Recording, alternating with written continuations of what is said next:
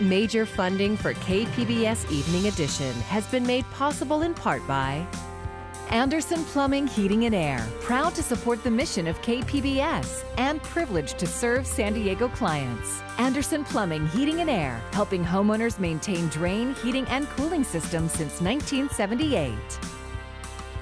And by the Conrad Prebys Foundation, Darlene Marcos Shiley, and by the following.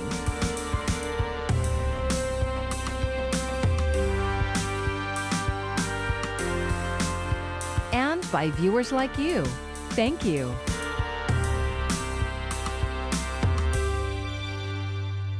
Good evening. It's Friday, April 30th. Thanks for joining us. I'm Maya Trabulsi. Controversy and questions being raised over a fatal police shooting caught on Bodycam video. You're about to see and hear it in a moment and see why family and friends of the victim say he did not have to die. North County reporter Tanya Thorne with both sides, a vigil tonight and a warning. Some may find the situation hard to watch. Drop it! Drop it! Drop that now. This is the final exchange between Stephen Olson and Escondido police officer Chad Moore before Olson is fatally struck by Moore. In a critical incident debrief issued by Escondido Police Department, details of the incident were released. Dispatch received a call on April 21st of a male suspect hitting cars with a metal object. The first officer contact with Olson showed him holding a metal crowbar and squeegee in hand, but Escondido police say he showed no signs of threatening behavior. Steven, put the crowbar down, dude. Put the crowbar down. Put the crowbar down. Put the crowbar down. Put the crowbar down. What's going on? Steven, sit down. Olson then runs away from the first officer before being encountered by Officer Moore. The debrief gave details of the encounter Moore had with Olson leading up to shots being fired. Moore, who had encountered Olson in the past, initially tried to de-escalate the situation, remaining in his vehicle and using his loudspeaker. By the time Moore left his vehicle, Olson had dropped the squeegee and only had the metal crowbar in his hand as he approached Officer Moore. Moore backed away from Olson for 65 feet, giving him several use of force warnings before firing his handgun. Warning, the following footage shows images and sounds that may be disturbing to some viewers. Steven, I'm gonna shoot you. Drop that pipe now. Drop it.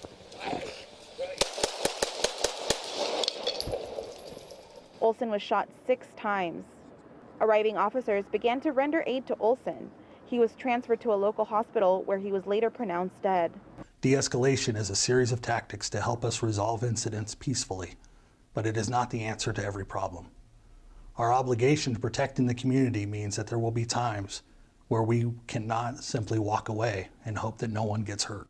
Escondido Police Chief Ed Varso said Olson had a past criminal history and had been placed on mental health holds in the past. Mike Olson is Stephen Olson's brother. He was just always doing something and always helping out, always helping people. Even since he's had his problems, I'll see him, that's where I find him. I'll go looking for him and I'll find him helping out somebody cleaning their parking lot or over there rearranging some seating and there's been like restaurant owners and I know some of these shop owners and stuff that know him and they tell me he's always just helping people. Everybody loved him. He wouldn't hurt anyone.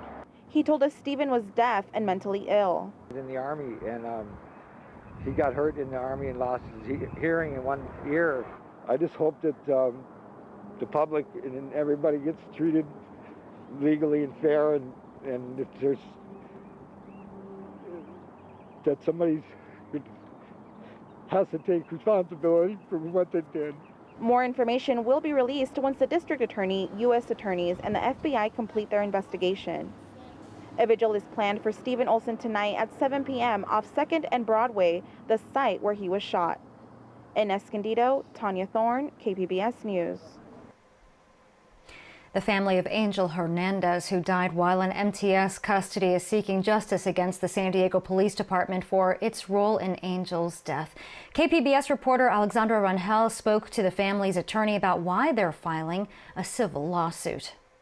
We believe that the San Diego Police Department bears a substantial degree of responsibility. Eugene Iredale, the attorney for the family of Angel Hernandez, the young man who died while being pinned down by 2 Metropolitan Transit System security officers, says the case with MTS was settled, but the San Diego Police Department still needs to be held accountable. Iredale says 2 SDPD officers were called for assistance during the incident, and both failed to follow protocol upon arrival. And it was during that time that one of the 2 officers, Quinones, said words to the effect of, "Keep him down or hold him as you are," even though he was not struggling, and in fact at that point was barely breathing. Iredale says Hernandez's outcome could have been very different if the SDPD officers would have monitored his breathing and administered emergency assistance. Instead, he says the officers let some time pass before Hernandez was flipped to his side. Iredale says that at that point, Hernandez had been asphyxiated and had foam coming out of his mouth. We intend to file a lawsuit against the 2 officers who are involved, and if appropriate, against the San Diego Police Department for either a failure to train, a failure to supervise, or ratification of the conduct of the officers involved. SDPD has not released the police report on Hernandez's case to the public. Iredale says he will be filing a request so it is released. We reached out to SDPD for comment but are still waiting to hear back. Meanwhile, Iredale says the Hernandez family wants to ensure that what happened to their son does not happen to anyone else. Alexandra Rangel, KPBS News.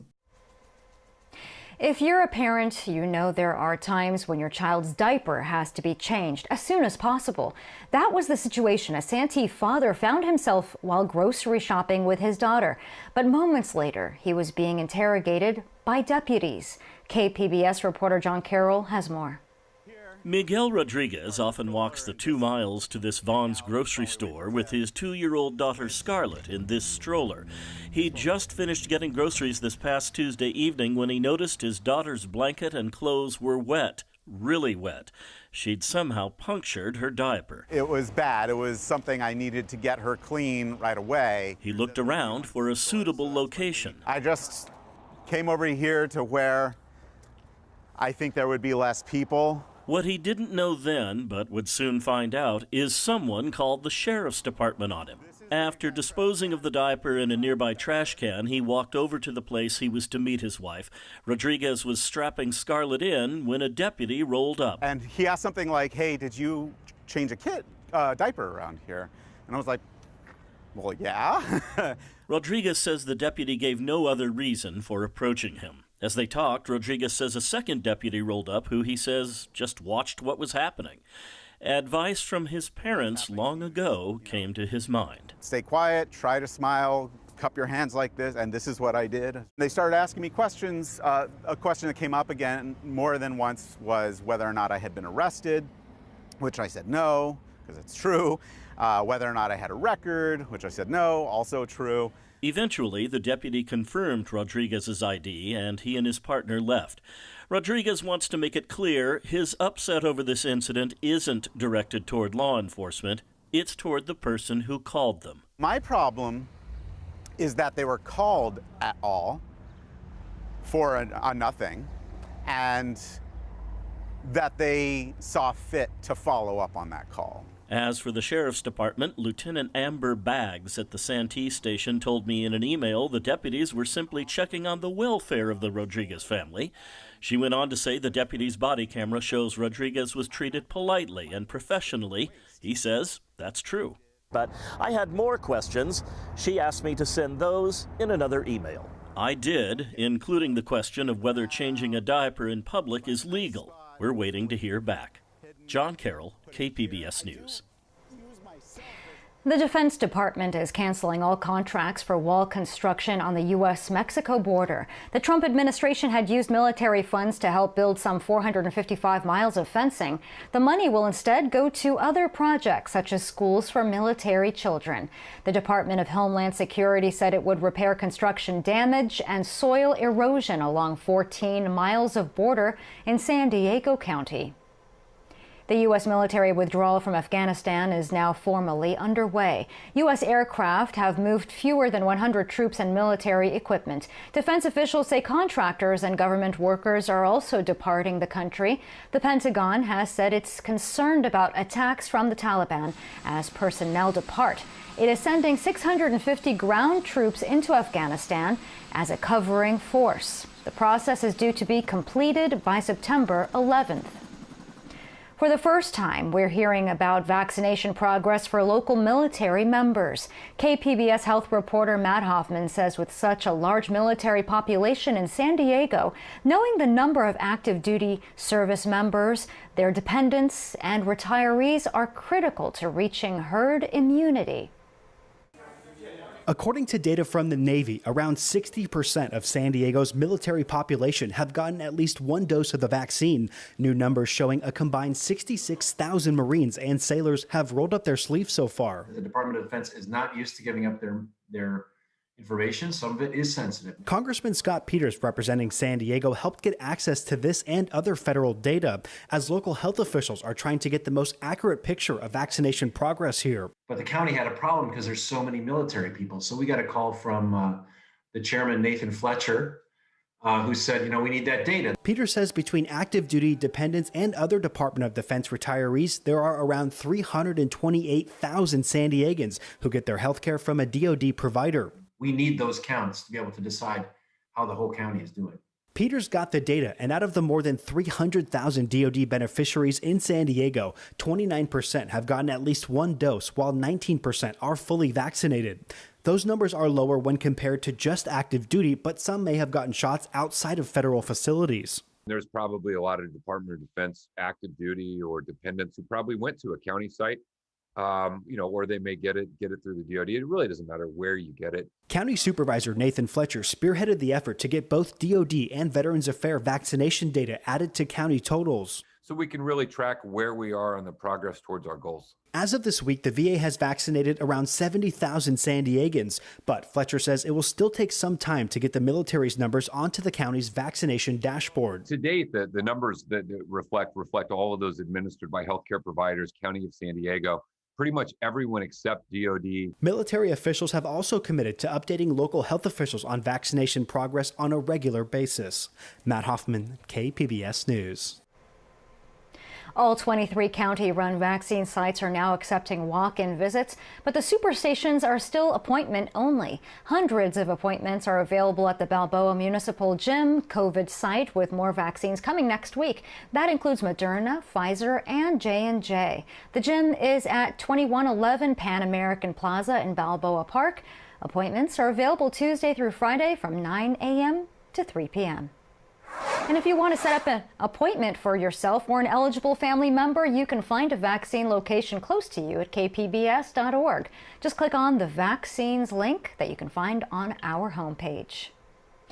The day of celebration for cannabis is April 20th, but people in San Diego's pot industry have been cheering all year thanks to a trend toward loosening cannabis regulations countywide.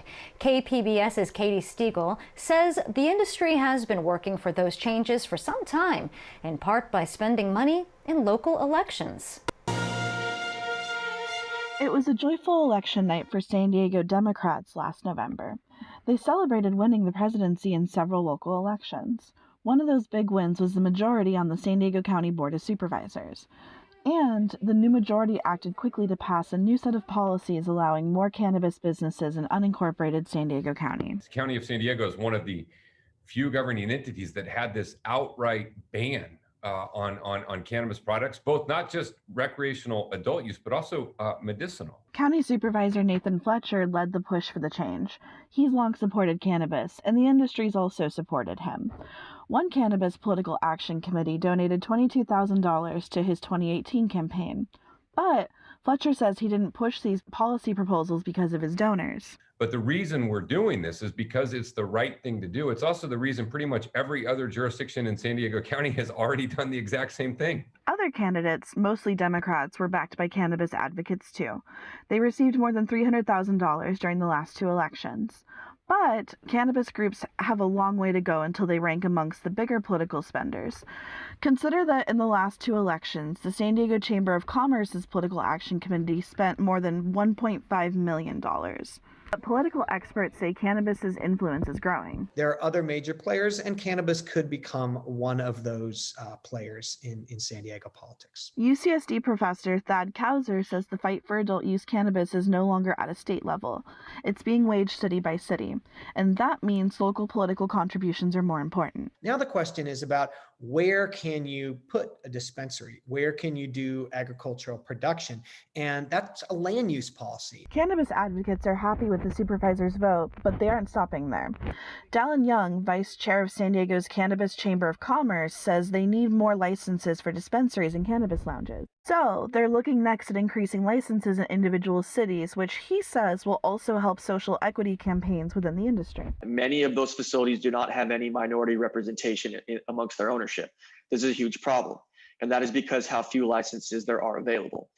If you allow for more licenses to be available, then you allow for more diversity in the marketplace because you deflate the value of those licenses. They also want to decrease the cost of a license. For example, in Chula Vista, it can cost more than $100,000.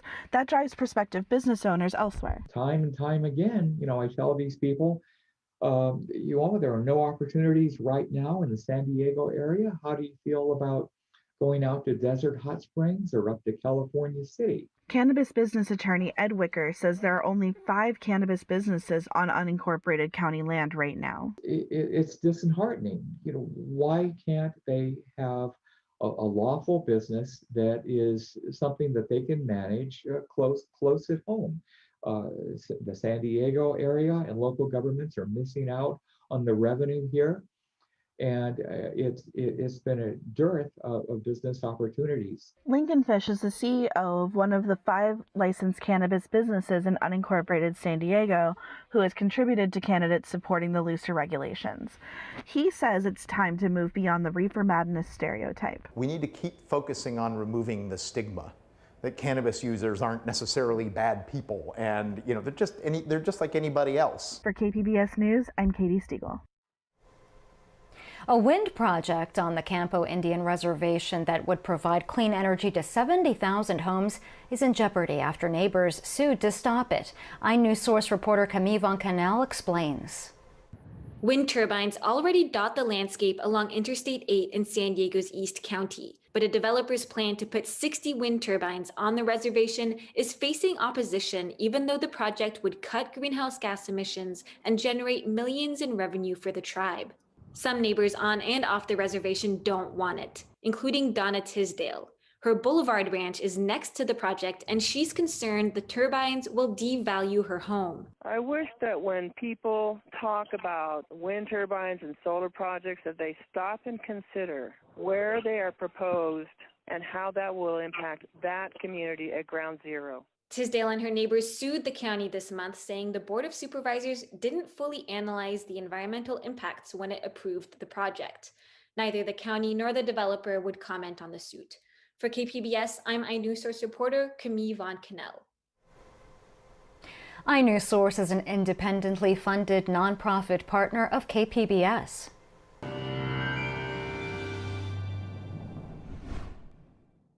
Changes are coming in our weather for the upcoming weekend. It will be turning cooler with the onshore flow. That means plenty of night and morning clouds and areas of fog. And we'll also see some strong gusty winds in the mountains and into some of the desert regions as well. Those strong winds coming in from the west. Now looking at our weather tonight in the metro, we'll see low clouds and fog. Our temperature dips down to about 61 degrees. We'll see plenty of clouds coming in. The coastal areas on 54 in Oceanside and El Cajon down to 58. Borrego Springs 73 the forecast low.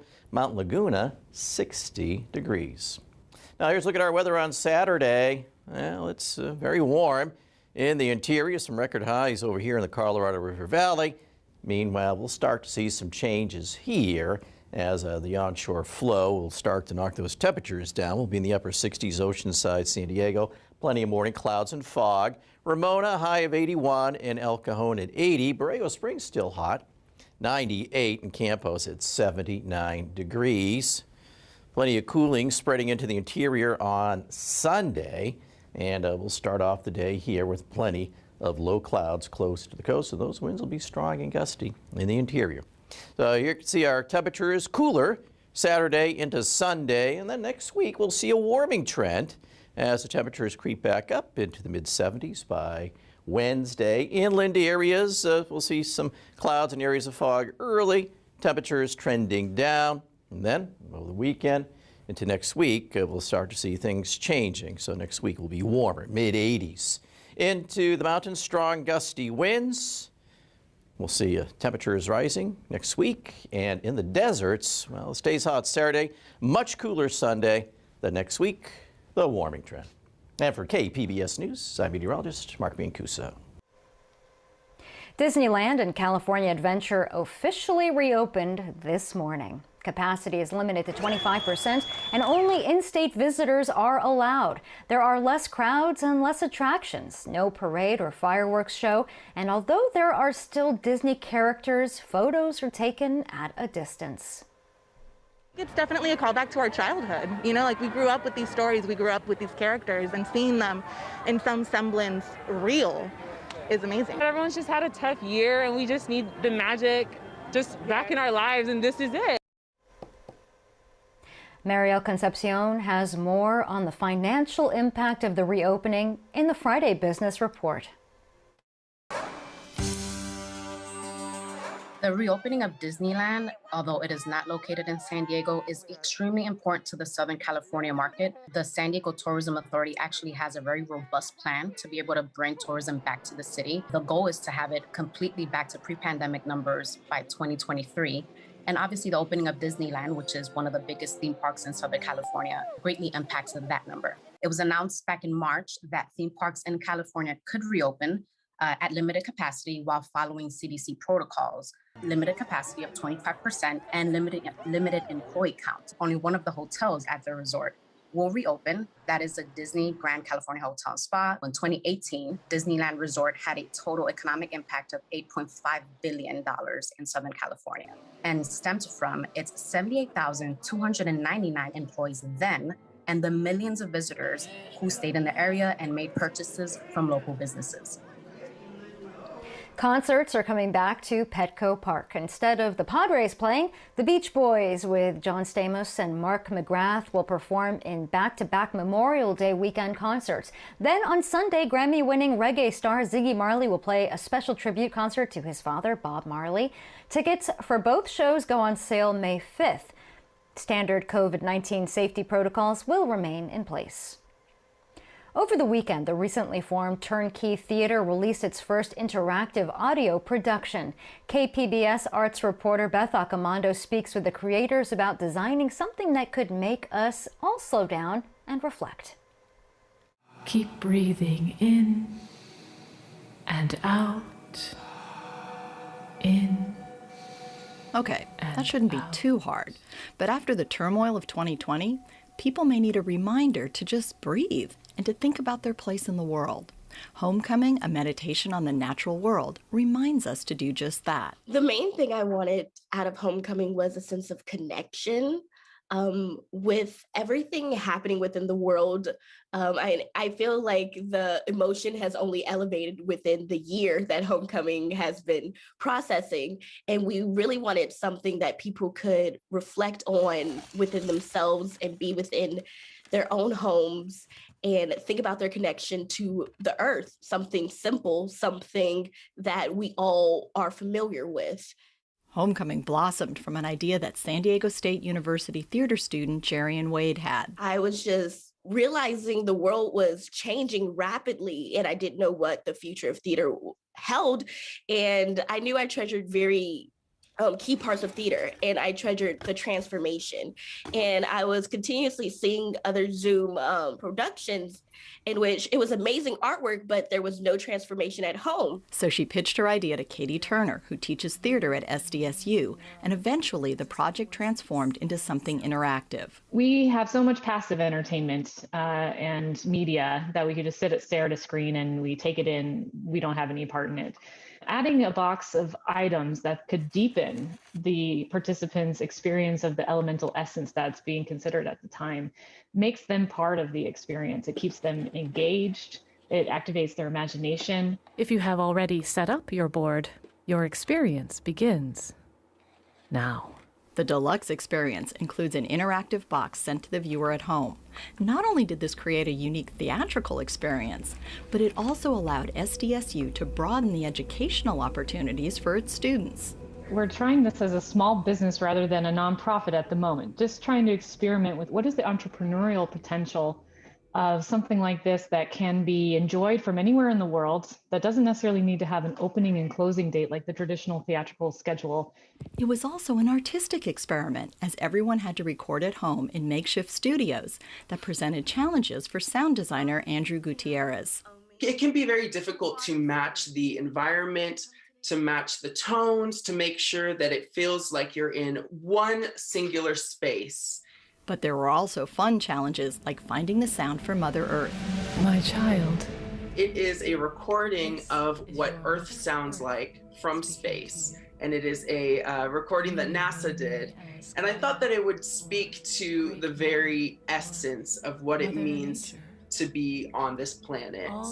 So put on your headphones, breathe, and let yourself be transformed by Homecoming. Beth Accomando, KPBS News. You can find tonight's stories on our website, kpbs.org. Thanks for joining us. I'm Maya Trabulsi. Have a great evening. Major funding for KPBS Evening Edition has been made possible in part by Anderson Plumbing, Heating and Air, proud to support the mission of KPBS and privileged to serve San Diego clients. Anderson Plumbing, Heating and Air, helping homeowners maintain drain, heating, and cooling systems since 1978. And by the Conrad Prebys Foundation, Darlene Marcos Shiley, and by the following.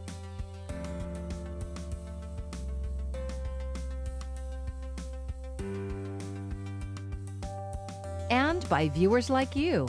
Thank you.